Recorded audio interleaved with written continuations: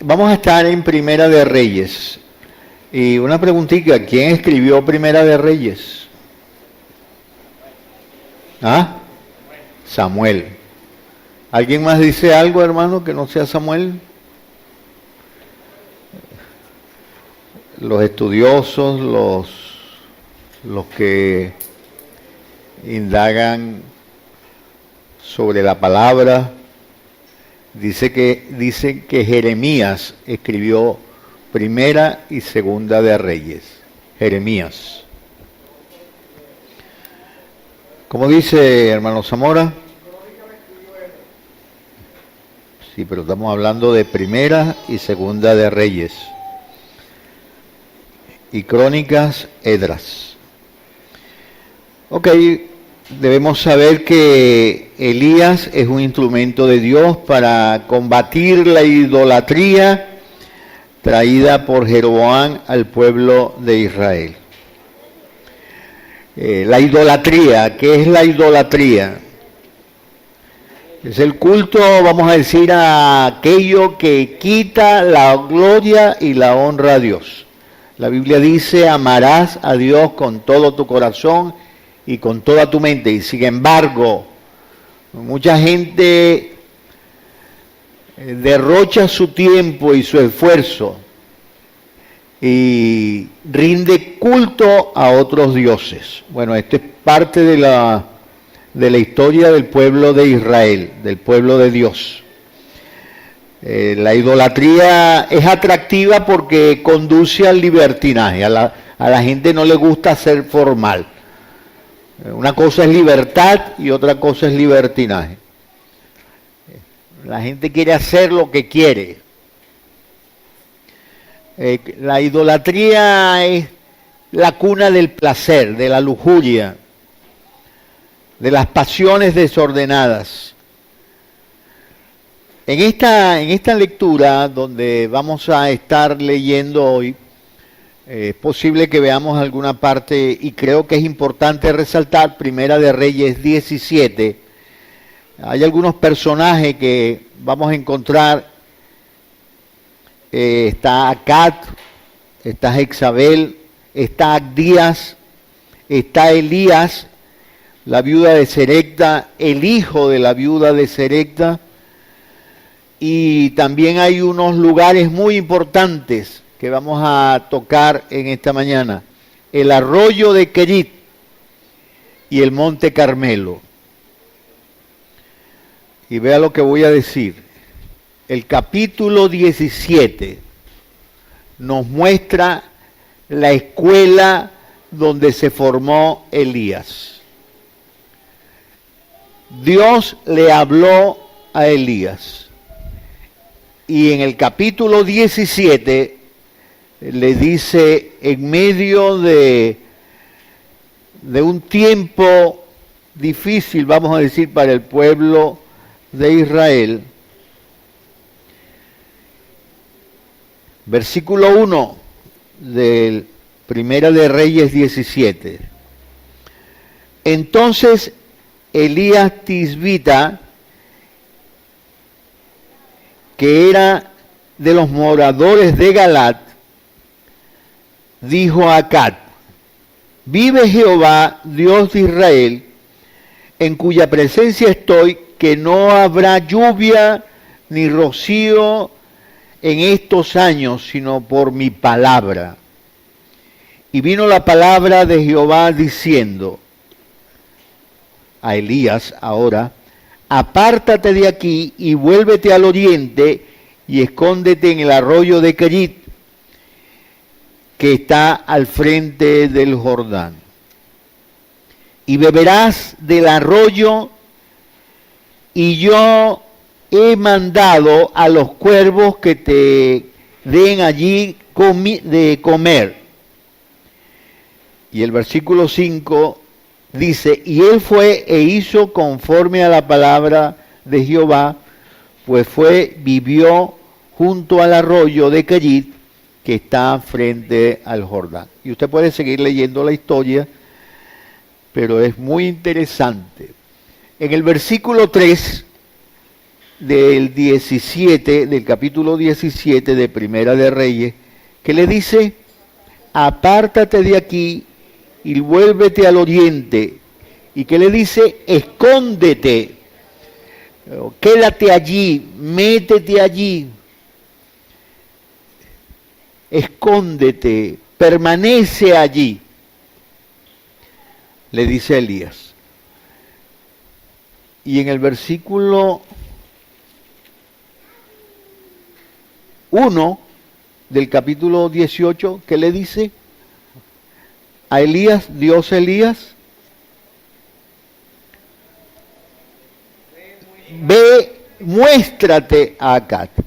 Hay un tiempo que es el tiempo de Dios. Y uno tiene que ser sensible a la voz de Dios. A veces uno quiere hacer muchas cosas, pero hay un tiempo para esconderse, para quedarse quieto, para ser sensible a lo que Dios quiere. Si usted lee la palabra, yo he dicho que Elías, en el capítulo 17, tuvo una escuela. ¿Qué le pasó a Elías? Bueno, Elías fue formado por el poder de Dios. En el capítulo 17, Dios le dice a Elías: quédate en el arroyo. No le faltó agua. Por 3 años hubo sequía. Ahora, en este momento estamos desesperados porque no hay mucha agua aquí en nuestro templo, en nuestra comunidad. Falta agua, la gente desesperada buscando agua por todos lados. Bueno, el pueblo de Israel fue sometido a una sequía de 3 años. Pero a Elías no le faltó la provisión de Dios.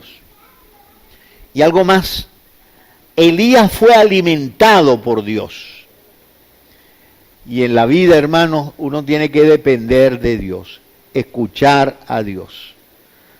La Biblia dice que no hay justo desamparado, ni su simiente que mendigue pan. Siempre Dios va a estar allí. Pero hay otra experiencia que ocurrió en la vida de Elías. Se encontró con una viuda, la viuda de Sarepta. ¿Cómo dice? ¿Sarepta o Sarepta? Sarepta. Ah, bueno. La viuda de Sarepta, pues. Lo dije mal. Y en el versículo 4, creo,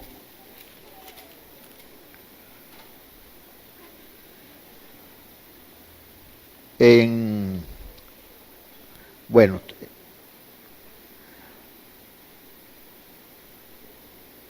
no tengas temor. El versículo 14 del capítulo 17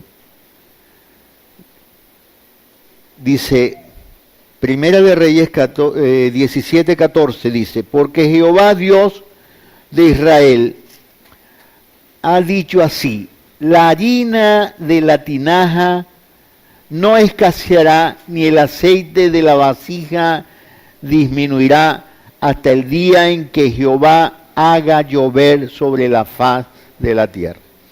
La provisión de Dios. Otro milagro. Vamos a decir que Elías fue formado bajo la dirección, en la escuela de Dios, en la universidad de Dios. Pero hay otra situación que ocurrió. En el versículo 22 vemos que el hijo de la viuda de Sarepta murió. Y entonces en el versículo 22, de una manera poderosa, vamos a decir así, Elías, como instrumento de Dios, vea lo que dice el versículo 22. Y Jehová oyó la voz de Elías, y el alma del niño volvió a él, y revivió. O sea, el milagro. Elías fue formado. ¿Cómo fue formado? Dios le proveyó para sus necesidades. En la sequía le dio agua, le dio alimento. Una viuda fue utilizada como un instrumento de Dios para bendecir a Elías. Y en medio del dolor, en medio de la prueba, ocurrió otra cosa. Dios escuchó la oración de Elías y el niño de la viuda fue restaurado. Ahora estoy en el capítulo 18 de Elías, de Primera de Reyes. Los primeros versículos, los primeros 19 versículos, el encuentro de Elías con Acab. Acab fue un rey perverso, un hombre que no obedeció a Dios, practicó la idolatría y estaba acompañado de una mujer terrible que era Jezabel. Jezabel fue una mujer que mató a los profetas, que vamos a decir, cauterizó la mente de Acab, el rey. ¿Para qué? Para hacer lo malo, para matar, para destruir, para guiar al mismo Acab, para honrar a dioses como Acera y Baal. Eso lo puede usted leer allí. Y en medio de esta porción bíblica aparece un personaje llamado Abdías. Abdías era vamos a decir, un ministro que trabajaba para Acab. Tenemos a un rey perverso, la esposa perversa, una esposa terrible, pero hay otro personaje que trabaja para Acab y Jezabel. Ese personaje es Abdías. Abdías tiene una diferencia. Hay una diferencia.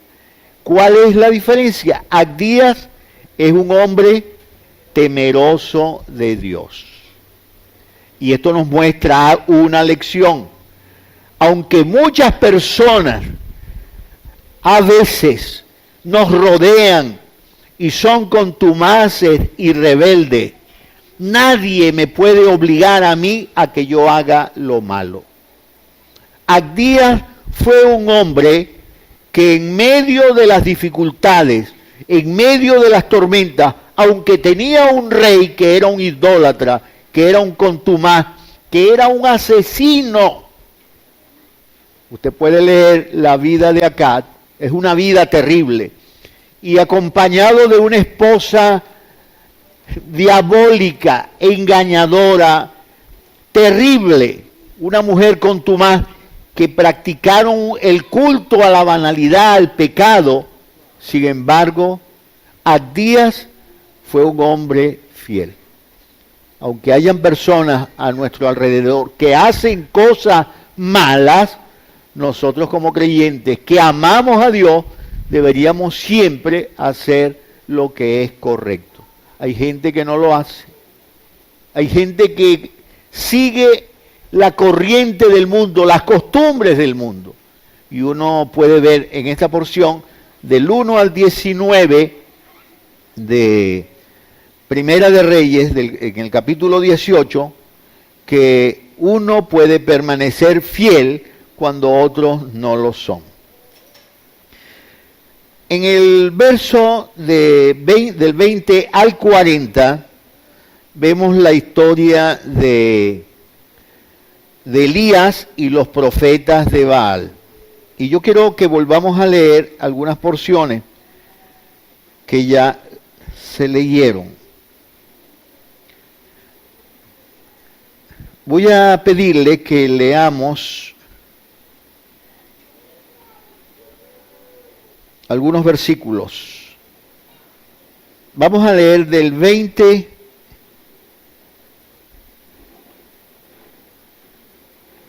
al 24.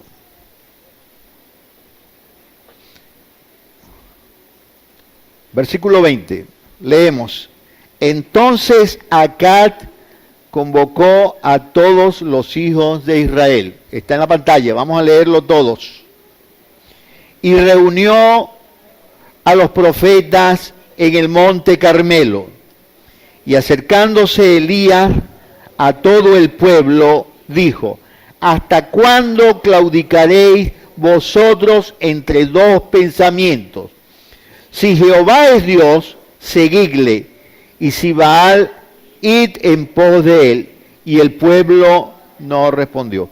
Está en la pantalla, les voy a pedir que lo leamos todo. El versículo 21 quiero que lo leamos. Y acercándose Elías a todo el pueblo, dijo: ¿hasta cuándo claudicaréis vosotros entre dos pensamientos? Si Jehová es Dios, seguidle, y si Baal, id en pos de él. Y el pueblo no respondió palabra. Versículo 22. Y Elías volvió a decir al pueblo: solo yo he quedado profeta de Jehová, mas los profetas de Baal hay 450 hombres. Versículo 23. Dénsenos pues 2 bueyes, escojan ellos uno y córtenlo en pedazos y pónganlo sobre la leña para que... pero no pongan fuego debajo. Y yo prepararé el otro y lo pondré sobre la leña y ningún fuego pondré debajo. El verso 24. Invocad luego vosotros el nombre de vuestros dioses, y yo invocaré el nombre de Jehová. Y el Dios que responda por medio del fuego, ese sea Dios. Y todo el pueblo respondió diciendo: bien dicho. Amén. Eso lo leímos. ¿Y qué pasó con el pueblo? Con los profetas de Baal, ¿qué ocurrió? ¿Qué dice la palabra que hicieron? Invocaron el nombre de Baal para que viniese fuego del cielo. ¿Y qué ocurrió? No ocurrió nada. Eso es algo que debemos tener presente. No ocurrió nada. ¿Y qué muestra eso? Que el ídolo nada es.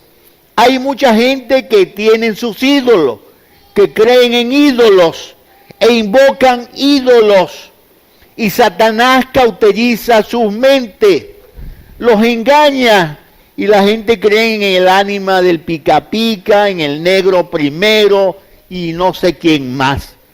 Pero la gente no tiene respuesta. Simplemente la gente cauteriza su mente y se hunde en el pecado. Y eso es algo, hermanos, que nosotros debemos tener presente. Usted puede hacer 1000 cosas, y si usted no escucha y es sensible a la voz de Dios, mire, el pueblo o la vida de las personas, la familia, se hundirá en su miseria y en su pecado. Voy a leer el verso 28. El verso 28 dice: y ellos clamaban a grandes voces y se sajaban con cuchillos y con lancetas conforme a su costumbre, hasta chorrear sangre sobre ellos. Y pasó el mediodía, y ellos siguieron gritando frenéticamente hasta la hora de ofrecerse el sacrificio. Pero no hubo ninguna voz, ni quien respondiese, ni escuchase. Es algo que no deberíamos olvidar. Y entonces dijo Elías a todo el pueblo: acercaos a mí. Y todo el pueblo se acercó, y él arregló el altar de Jehová que estaba arruinado. No olviden eso. Verso 36, por favor. Hermana. Vean el verso 36. Y cuando llegó la hora de ofrecerse el holocausto, se acercó el profeta Elías y dijo: Jehová, Dios de Abraham, de Isaac y de Israel. Sea hoy manifiesto que tú eres Dios en Israel y que yo soy tu siervo y que por mandato tuyo he hecho todas estas cosas. Respóndeme, Jehová, respóndeme, para que conozca este pueblo que tú, oh Jehová, eres Dios, que tú vuelves a ti el corazón de ellos. Entonces cayó fuego de Jehová y consumió el holocausto, la leña, las piedras, el polvo, y aún lamió el agua que estaba en la zanja. Y viéndolo todo el pueblo, se postraron y dijeron, Jehová es Dios, Jehová es Dios. Qué importante, qué interesante esta porción de la palabra.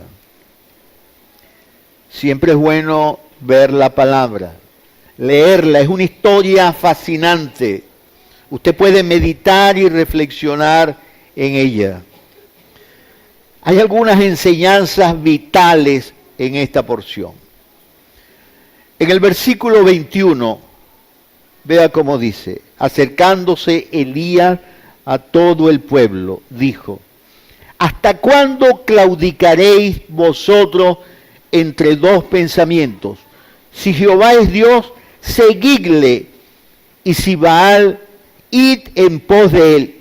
Y el pueblo no respondió.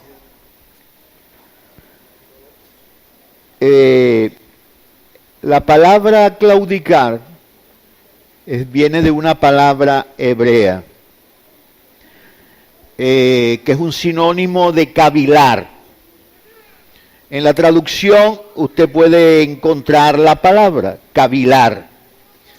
La palabra tiene también la connotación de brincar de un lugar a otro. Tiene también la idea de bailar, de danzar, de quedar cojo. ¿Cómo dice, hermano? Tiene la idea de una persona inestable. La palabra claudicar, cavilar. ¿Hasta cuándo cavilaréis entre dos pensamientos? ¿Hasta cuándo claudicar? El verso 21. El profeta le reclama al pueblo. Le dice, le habla de Dios, de la gracia de Dios, del poder de Dios. ¿Y qué hace la gente? ¿Qué hace la gente? La gente no respondió nada. ¿Le ha pasado a usted eso alguna vez? ¿Quieren que les diga algo? El día jueves en la noche vino Rosa y otra persona y dos personas más. Y estaban allí, estábamos hablando. Y yo le decía a las personas, hay que buscar al Señor. La situación está mala. Hay que buscar a Dios. Hay que rendir la vida a Dios. ¿Y quieren que les diga qué respondió la persona? La persona se quedó callada. Hay gente que no dice nada. Aún jóvenes. A veces uno le habla y la gente no responde. La gente brinca de un lugar a otro buscando su propio beneficio. La gente baila, danza, buscando su tranquilidad, sus cosas. Pero la gente, hermanos, a veces no responde nada. A veces, hermanos, la persona no es fiel, son infieles. No son constantes, no son disciplinadas, no hay un propósito en la vida. A veces hacemos amistad con aquello que no le agrada a Dios. Hay una porción que yo quiero leer en Santiago 4:4. ¿Hasta cuándo claudicaréis entre dos pensamientos? Creo que el texto de Santiago dice así: oh almas adúlteras, ¿no sabéis que la amistad con el mundo es enemistad contra Dios? ¿Quién es nuestro amigo? ¿A quién tenemos a nuestro alrededor? ¿A quién amamos? ¿Con quién queremos estar? A veces nuestra conformidad, a veces nuestra confusión espiritual nos lleva a hacernos amigos de Satanás y de las costumbres de Satanás, y nos constituimos en enemigos de Dios. Oh almas adúlteras, ¿no sabéis que la amistad del mundo es enemistad contra Dios? Cualquiera pues que quiera ser amigo del mundo se constituye en enemigo de Dios. A veces, hermanos, somos inconformes, inestables, brincamos de un lugar a otro. Hay gente, hermanos, que vienen a las iglesias y no se rinden plenamente al Señor. Viven vidas inciertas, inestables emocionalmente, espiritualmente, socialmente, y entonces no tienen un propósito, no tienen una meta. ¿Y a qué conduce eso? Al fracaso. Es como aquellos muchachos que se meten a estudiar y entonces comienzan este año en administración. ¿Qué estás estudiando? Administración. Y le preguntas el otro mes, ¿qué estás estudiando? Ajá, me cambié para odontología. Ah, te cambiaste para odontología. Y le preguntas al otro mes, no me gustó ni administración ni odontología. Ahora voy a hacer un curso de policía. Ahora voy a ser policía. Y entonces, mira, la persona no termina nada. Hay personas que no saben para dónde van. Hay personas que claudican en medio de dos pensamientos. Hay personas que cavilan, que no saben para dónde van. Hay personas que están buscando una iglesia por aquí, una iglesia por allá, y nunca son fieles a Dios. Permite el Señor que podamos aprender de la palabra. Hay gente que tú le dices algo, como Elías le reclamó al pueblo, y Elías no encontró respuesta. El Señor nos ayude. Creyentes quienes no adoran a Dios, no hay compromiso espiritual, no hay una entrega plena. ¿Cuántos habían quedado fieles al Señor? Dice Elías que él solo había quedado fiel. Que muchos eran los sacerdotes y los profetas de Baal. Y la gente, hermanos, a veces se deja llevar por las costumbres, por los hábitos, por el decir de los demás.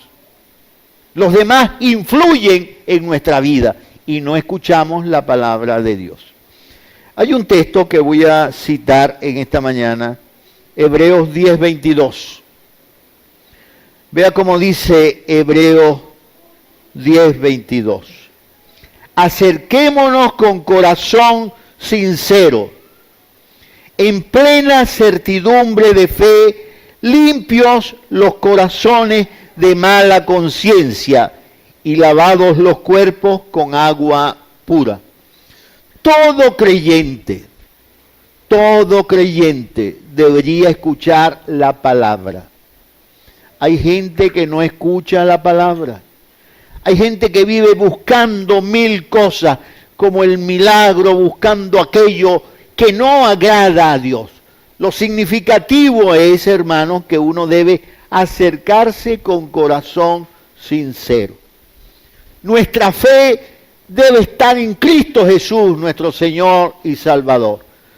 Y hermanos, ser limpios, santificados por el poder de la palabra en nuestra vida. Hebreos 10:22. Acerquémonos con corazón sincero, en plena certidumbre de fe, purificados los corazones de mala conciencia y lavados los cuerpos con agua pura. Y después, ¿qué dice? Mantengámonos brincando de un lugar a otro. Claudiquen. Eso es lo que dice.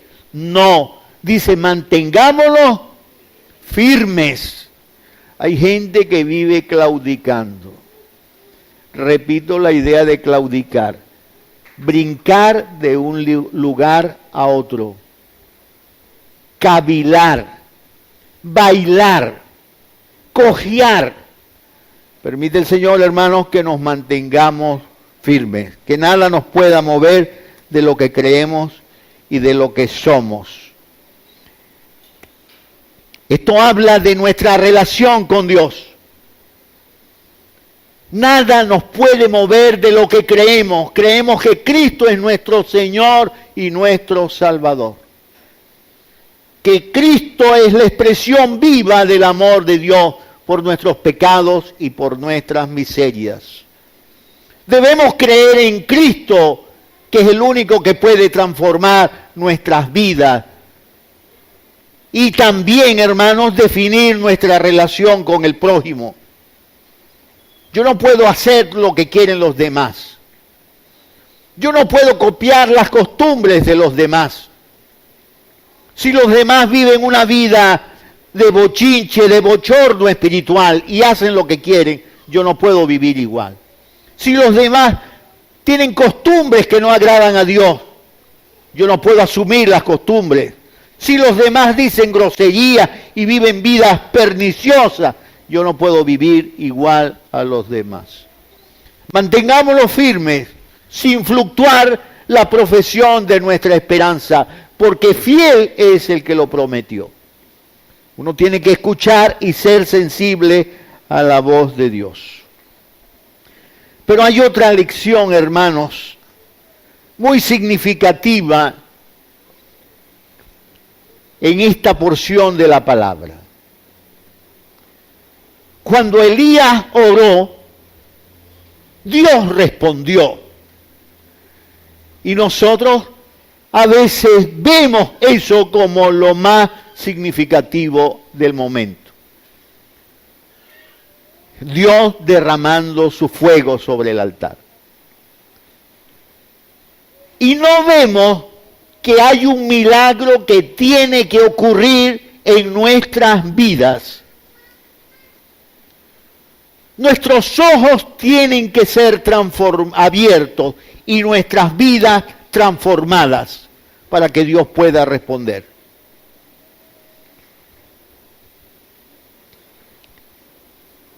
En el versículo 30 hay una enseñanza muy significativa. Entonces Elías dijo al pueblo, a todo el pueblo, acercaos a mí. Y todo el pueblo se acercó. ¿Y qué hizo Elías, hermano? Y él arregló el altar de Jehová que estaba arruinado. Era el pueblo de Israel. Era el pueblo que Dios había sacado de Egipto. Era el pueblo a quien Dios le había bendecido poderosamente. Dios había dividido el mar.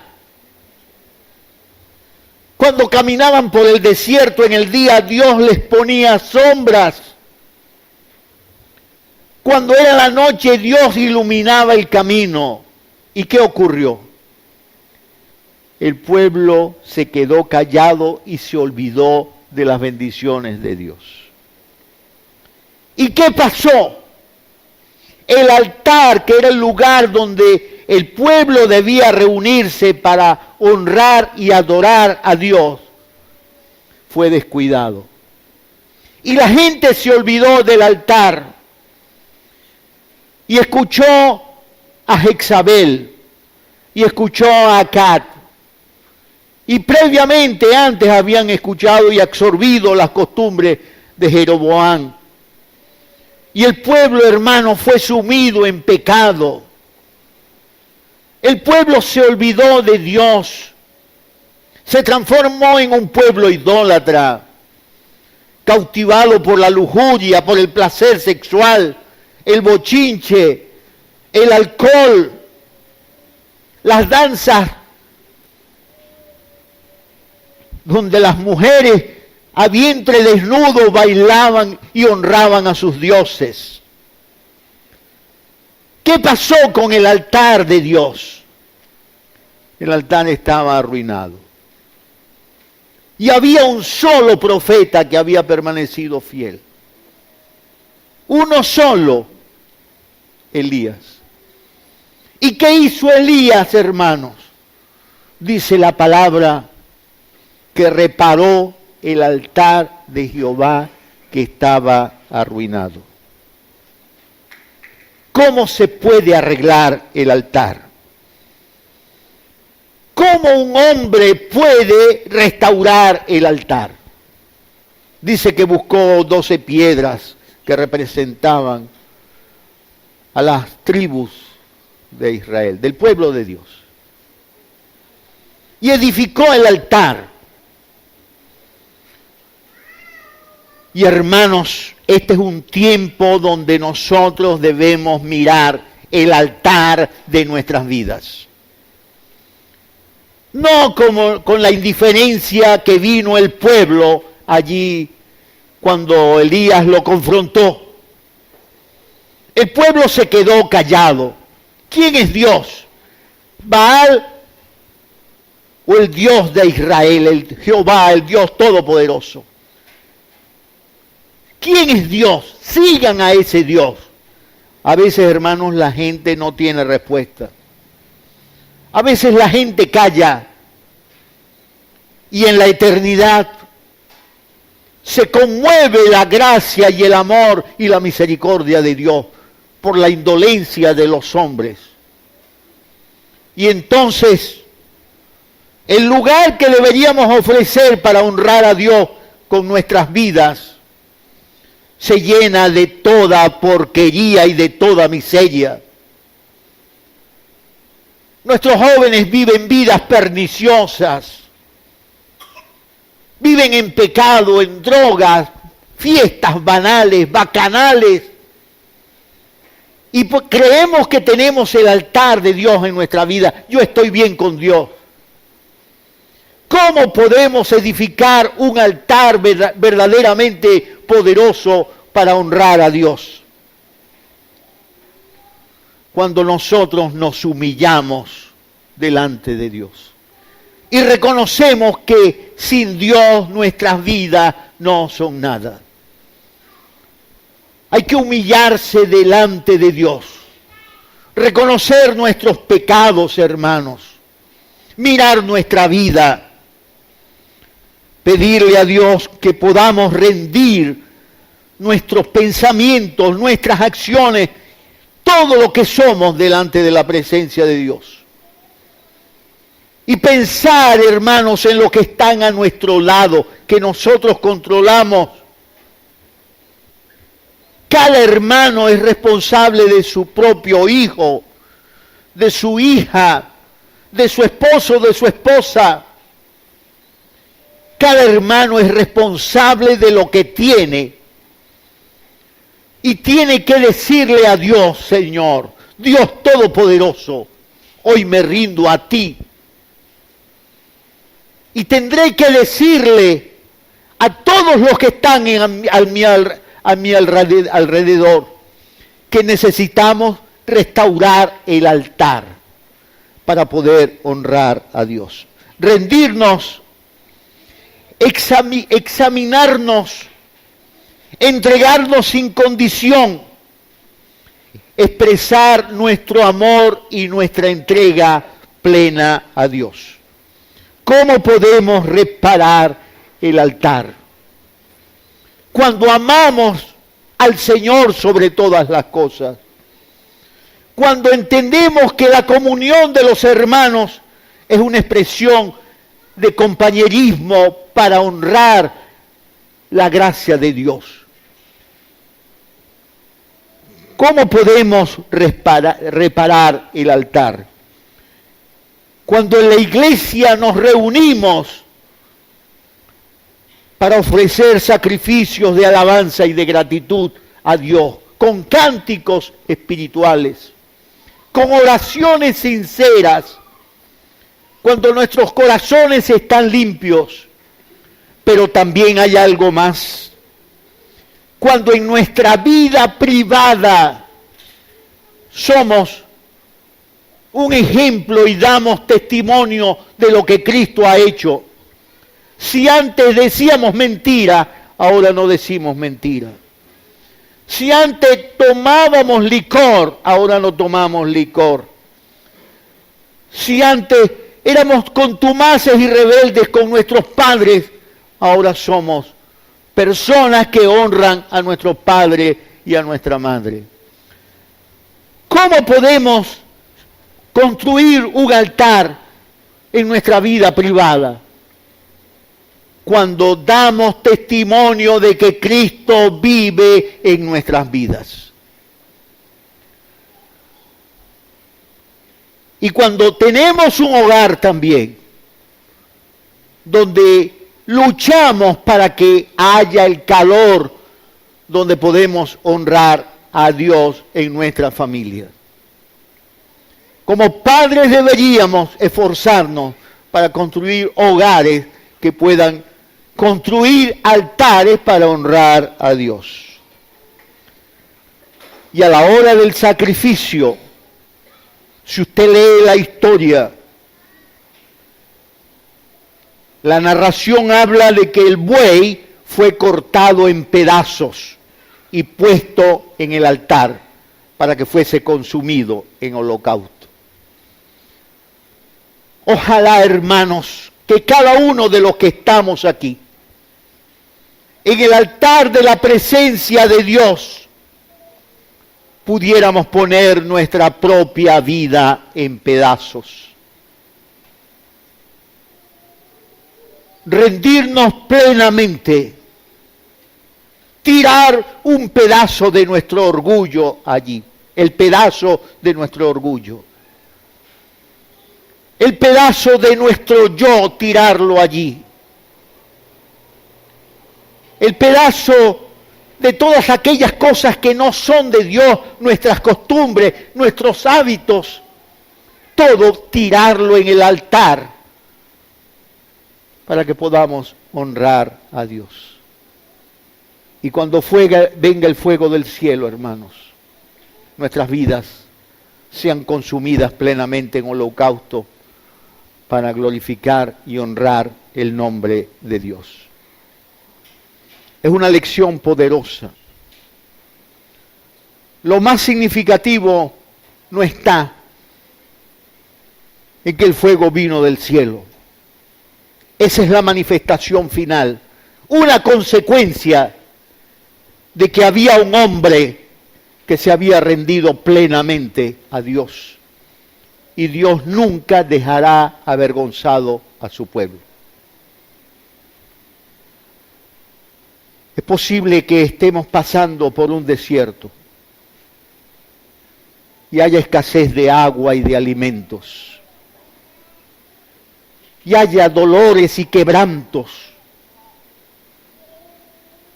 Pero hay un día, hermanos, que cada uno de nosotros debe ir desde el arroyo de Querit, el lugar donde nos escondemos, porque Dios quiere que nos escondamos y nos preparemos en una vida íntima hasta ir al Monte Carmelo, el lugar donde todos nos pueden ver que Dios ha transformado nuestras vidas, nuestros hogares, nuestros días, nuestro diario vivir. El esfuerzo de nuestras manos, Dios lo ha transformado para la gloria de Él. Ya para terminar,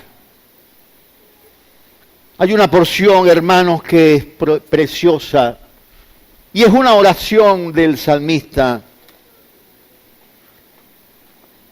el Salmo 51. Es el tiempo, como el salmista, decir: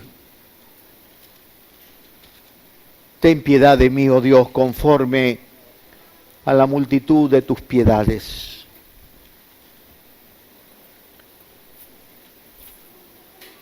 Es el momento, hermanos, de rendirnos delante de la presencia de Dios.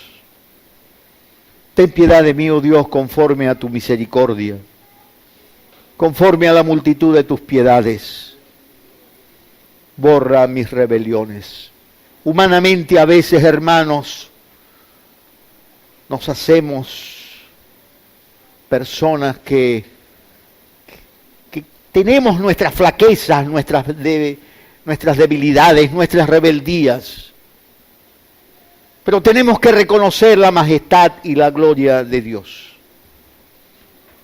Y es una oración que tiene que salir del corazón que se ha entregado totalmente en holocausto a Dios, del corazón que se ha rendido,